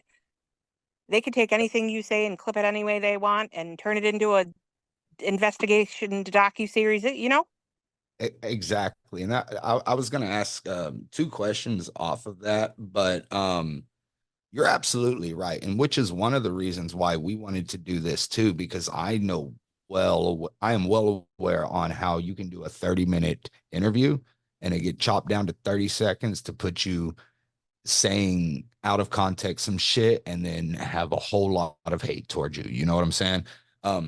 Happens all the time.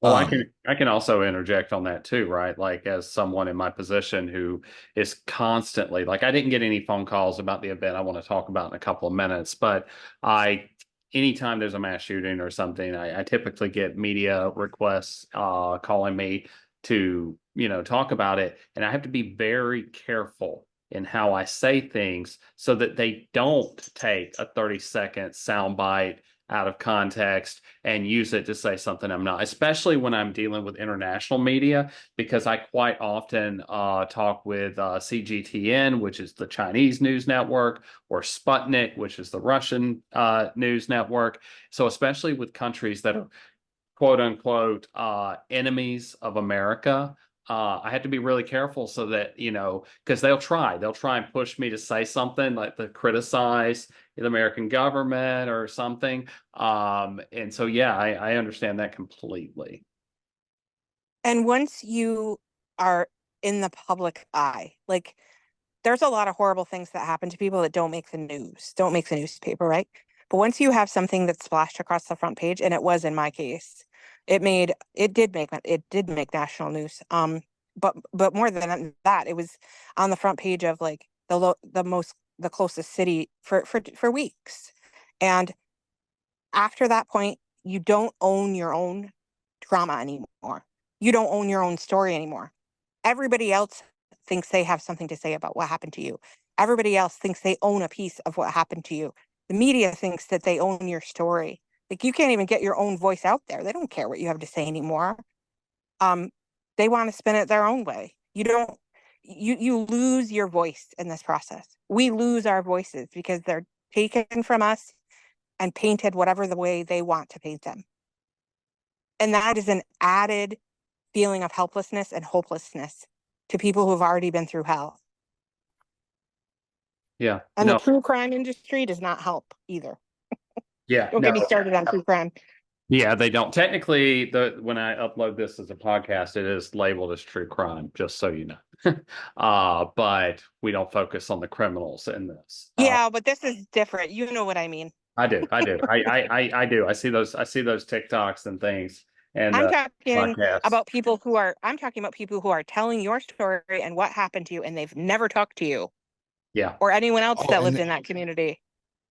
And the worst thing is when they fuck it up too. Like when they say shit that didn't happen or change up details to make it even more fantastic, Exactly. Because I get it. Go ahead. That's exactly what happened with the investigation Discovery series, why we didn't want them to do it. They got so many things wrong in that, so many inaccuracies, and it may not seem like a big deal to somebody watching it from the outside that they got this detail wrong or that detail wrong. But this is my dad. This is my life. This is what happened to me. It matters a great deal to me how many things they got wrong about my own experience. Well, like I didn't get a say in. I love the based on a true story, right? Like my favorite example of all time of the based on a true story that is just absolutely ridiculous with what they did with it is Cocaine Bear. How many of you y'all seen that? The Cocaine Bear movie?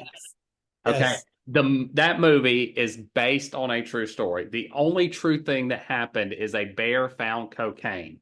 That's it. The bear got into cocaine. It killed the bear. But in this movie, this bear gets on the cocaine, becomes addicted, goes on a drug-fueled murder spree in Georgia, right?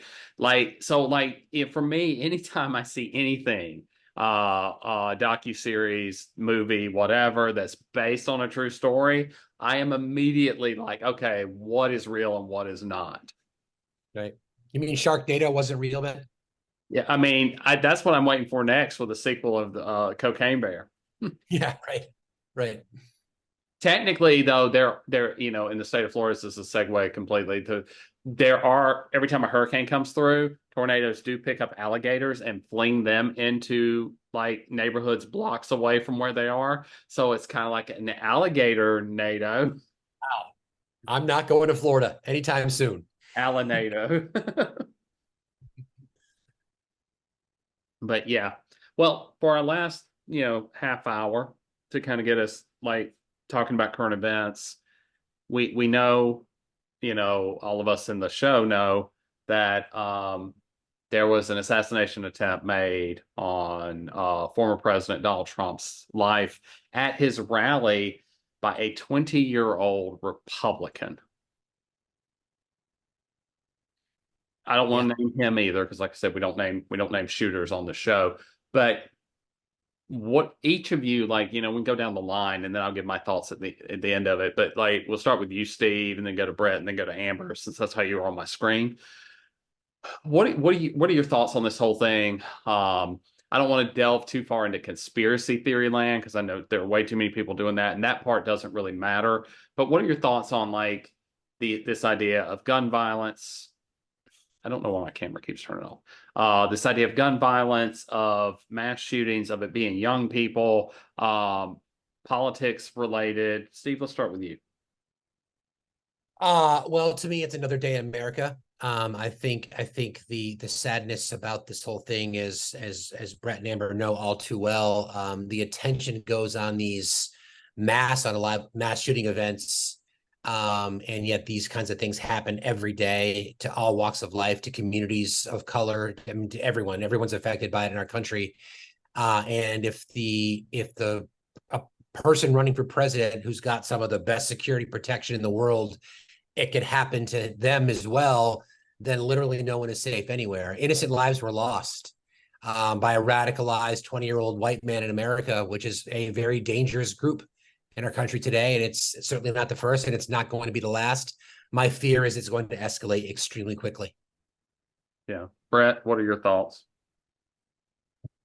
I said it earlier, or, a few days ago, whenever this happened. I'm a little out of it right now. The fact of the matter is that I don't care how much I dislike Trump. I don't care that I think he's a piece of shit. I don't care about none of that. I will stand by this for all time.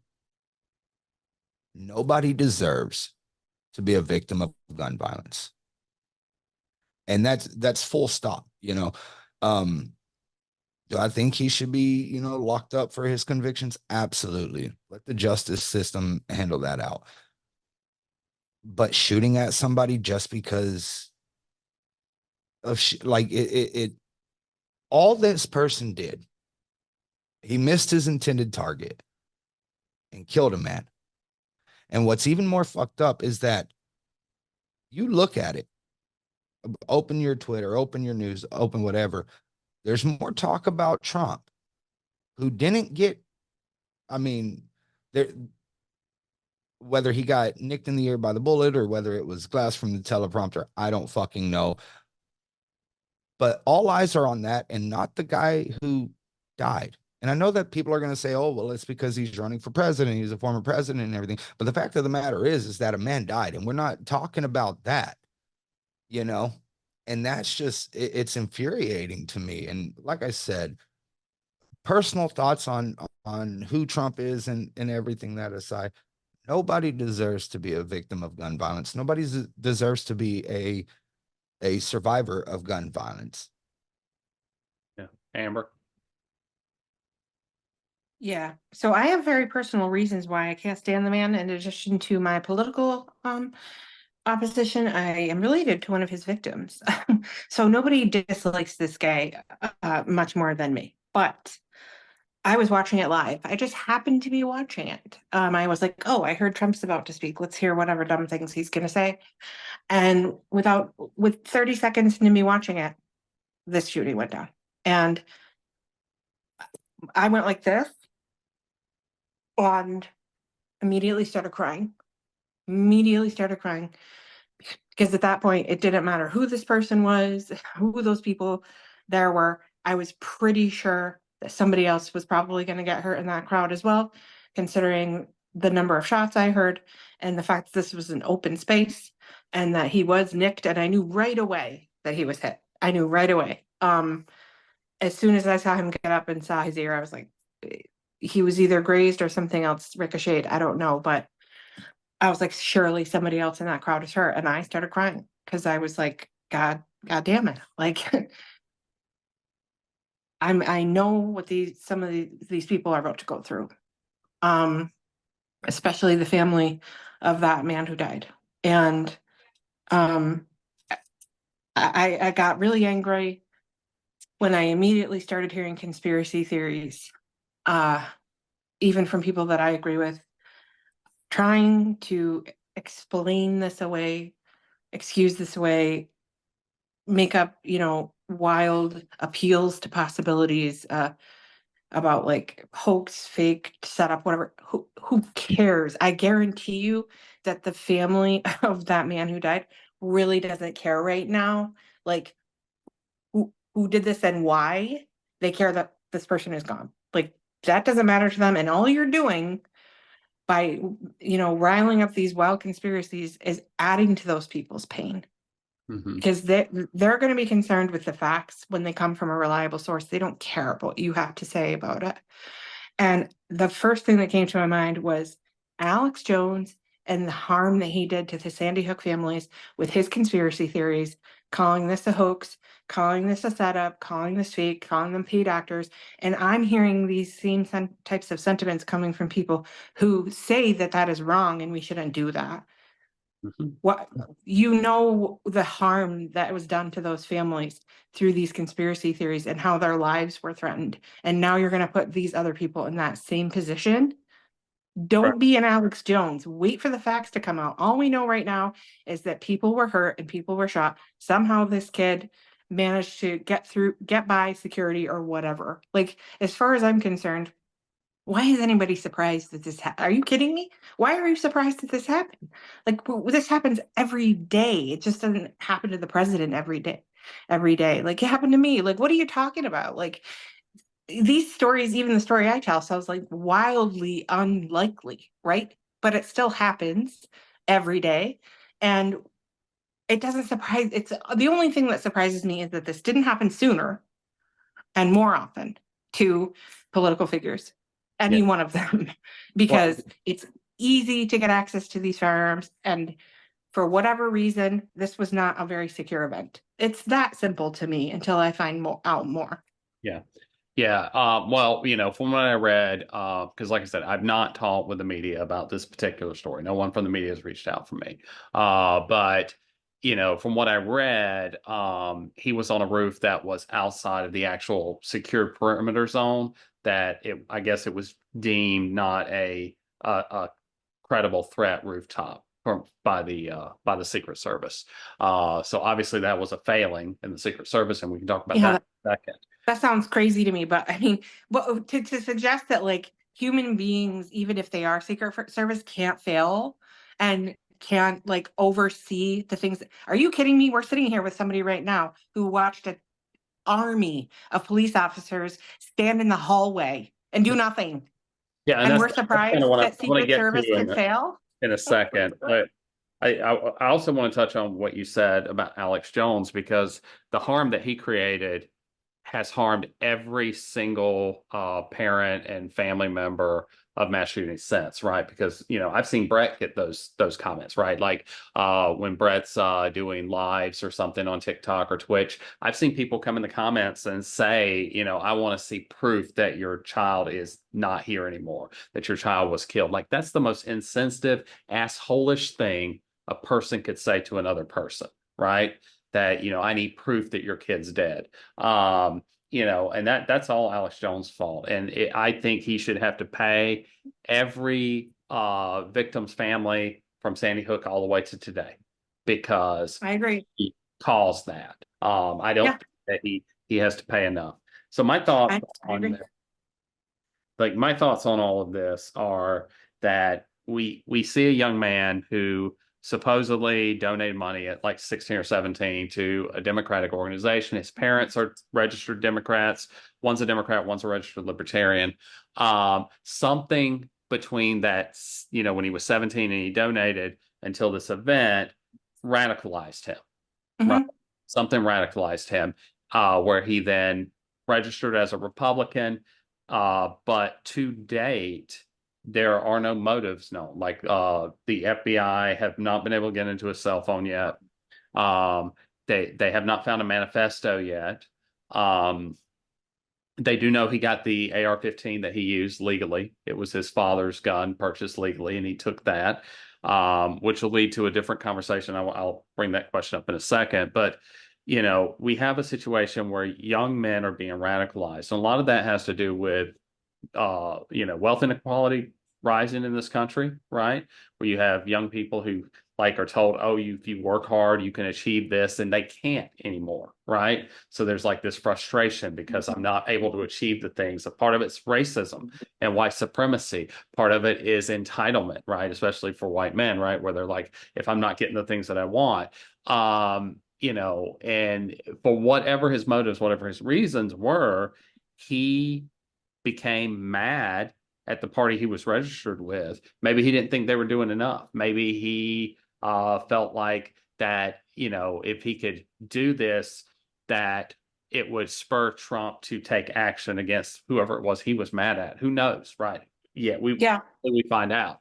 But like you all, I'm really irritated with the conspiracy theories a lot of times because I don't think it helps, because I don't think it matters, right? I don't think it matters. If it was staged, if it was planned, it doesn't change anything, because just like Ronald Reagan, the people will rally behind him, right? People rallied behind Reagan. Reagan jumped up 22 points in popularity in March of 1981 after an assassination attempt was made on. And Trump had a similar moment. When Reagan got shot, he was shot by a ricochet. He stood there and gave a speech before the Secret Service left him. He did not leave the scene right away. He stood there, gave a speech while bleeding, and then they took him to the hospital. And Trump had a similar moment with his raising his hand and going, fight, fight, fight, or whatever it was that he was saying, right? And it's that same kind of powerful moment that galvanizes, and people on the fence that were like, don't like Joe Biden, don't like Trump, but they were trying to figure out who they're going to vote for. A lot of them are starting to slide that way. And at the end of the day, on the 13th, or when this happened, suddenly Trump is 42%, Biden is 40%. So Trump is ahead in the polls. Now, granted, that's the margin of error, plus or minus 2%, but that's still, when we look at just days before, Biden was at 48% and Trump was at 40%. Yeah. I just want to comment real quick.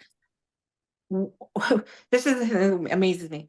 So, like in my situation, this person had plans to take himself out for a long time and was really angry at me and felt entitled to things that he could not have that he felt he deserved. So instead of just taking himself out, he decided to come take someone else out with him. For me, I don't know yet, but that seems like the simplest explanation for me. This person was probably, I'm guessing, this person could have been purely suicidal, disenfranchised, felt alone, felt unseen, and wanted to take himself out in theatrical fashion and achieve the kind of infamy and death that he couldn't get in life. Like, it could be as simple as that. There may be no political motive at all.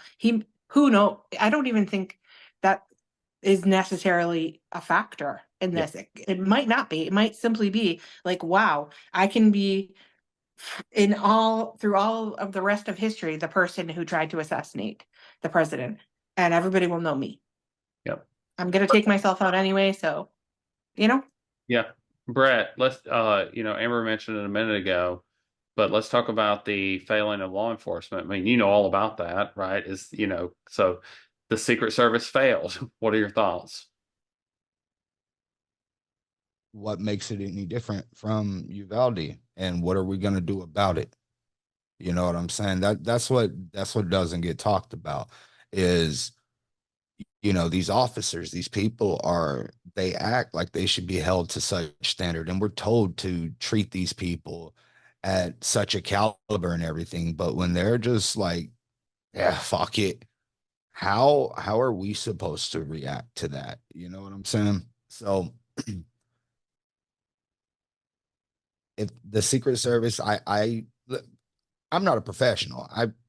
But it looks like they failed or something. You know what I'm saying? But people that are saying, "Oh no, Secret Service doesn't fail. These people don't fail." Yada yada yada. We watched 376 trained officers fail at Uvalde. Everybody fucking fails. So, back on to, the conspiracy theories. The all that shit does is hurt. Just wait. Just wait. And it's going to take a long fucking time. It could be fucking years, honestly, because we got news today that a judge is saying that a lot of our discovery should be released to us. Now, it's not going to, they're gonna appeal it and everything, but we're 2 years out and we're still not knowing everything. So the failure is there in every occupation, in every person. Everybody's failed at one point. Some people's failures are fucking massive and cause people to die, and some don't. But that's how I see it. But I do want to speak on something real quick, because this is what's pissing me off about the whole thing. You just said that Trump just bumped up in points, yada yada yada, because he got shot at. My son got killed, and we didn't see an 8% spike or whatever the fuck in people listening to us that have went through it. Amber hasn't seen an 8% fucking spike in people that are listening to her. Why the fuck does this person? And it's the simple answer is, yeah, he's the president, whatever, ex-president, yada yada yada and shit. But this is the same man. And this is, like I said, this is the same man that told people in Perry, Iowa to get the fuck over it. This is the same man that, sorry, I'm getting really fucking pissed. But is he going to do the same thing? Is he just going to send thoughts and prayers to that father that died? And from what I've seen, protected his children or his wife and his daughter. So I Is he call just going to this send him a? Go I ahead. call this Harry Potter syndrome, right? Because like Reagan, he's the boy who lived, right? The president who lived, right? Which shows that he's tough, right? Remember when, and I published on this, we did the study on Trump and we wrote the papers on him, and like what they constantly praised him for was his strength and masculinity, right? And now suddenly he's been shot and he's like basically flipping off the world saying, I'm still here, right? He's the boy who lived. All right, let's do final thoughts. We'll start with Amber, then we'll go to Steve, then Brett and me. So, Amber. Oh man. First, I just want to once again extend like my deepest empathy to Brett. I've told you before that even though, what happened to me, I still struggle to understand losing a child. And you're in my thoughts every day, and I'm going to continue fighting despite the amount of hate that I I get, people telling me that I'm lying, my story's not real. My dad was a chump because he couldn't get to that guy before he got to me. Like, oh, your dad was weak. Why didn't he do this, that, or that? All that crap. Like, it's noise, right? It's noise because we have jobs to do. And I'm going to continue doing the job until I'm not here anymore. For my dad and for Uzi and all those other kids and all the other survivors that I've met and all the other ones that are about to come in the coming days and years. One thing I will say is people really often don't know what to say to survivors or how to respond in an effective way or in a way that's not going to be offensive or say the wrong thing, or they're afraid to bring it up. You probably shouldn't be afraid to bring up somebody's child or father that they're never going to see again, because you're not going to remind us that they're gone. We're aware every single second. And despite all of the different therapies and treatments and self-care that you can do, for me, the thing that has provided the most healing and ability to keep fighting is the kindness of other people. I believe in kindness. I believe in, I don't mean being nice. I mean giving people what they actually need. I believe kindness could actually heal a lot of parts. But in addition to that, we're not going to stop seeing these things happen just because those of us who've been through it understand kindness and know how to be kind to each other. We have to keep fighting for changes and laws and not just telling people we're very sorry. Yeah. Thank you, Amber. Thank you so much, Steve. Amber. And hold on, let me just go before Steve so he can get a few more words in, because I just gonna end it real simple on my end.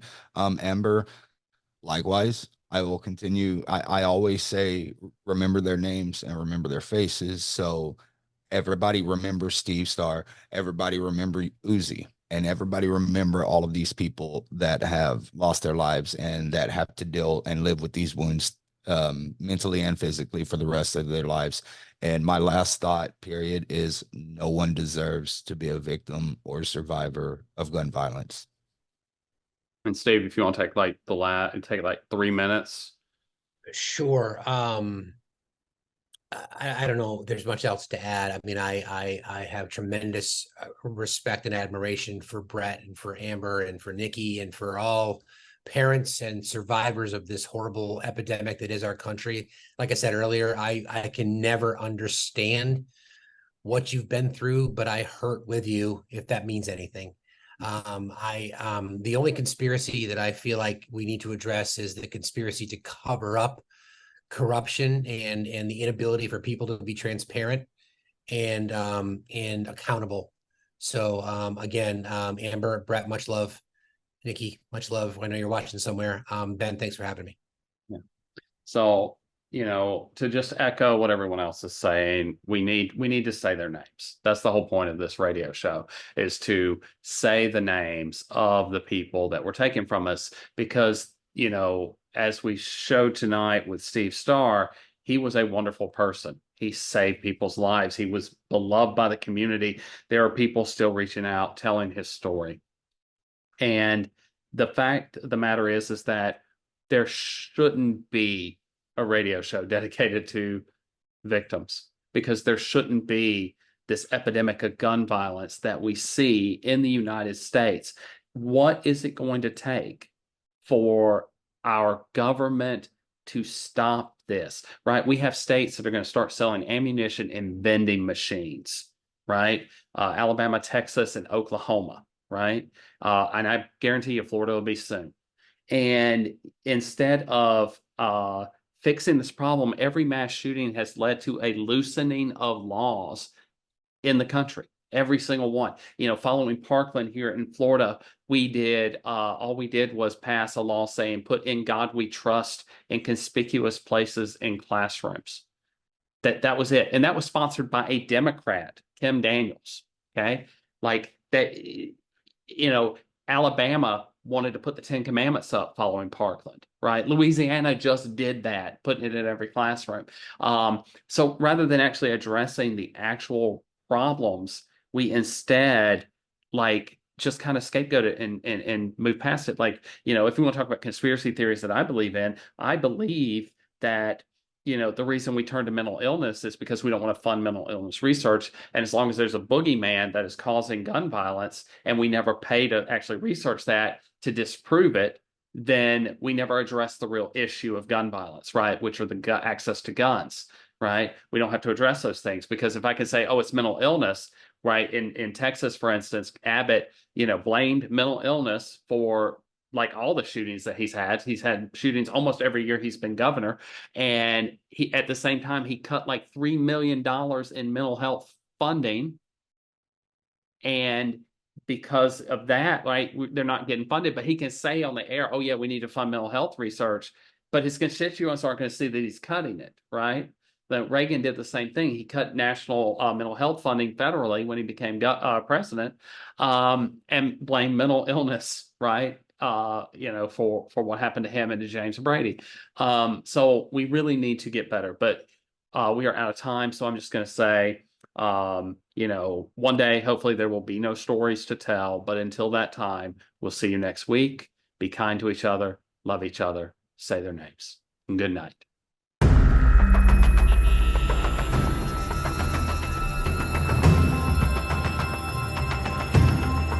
This has been Stories from the Cold Dead Hands with Dr. Benjamin Dowd-Arrow and Brett Cross. Hopefully one day we will not have any stories to tell. But until that day arrives, remember to love one another and be kind to each other. Until next week, signing off.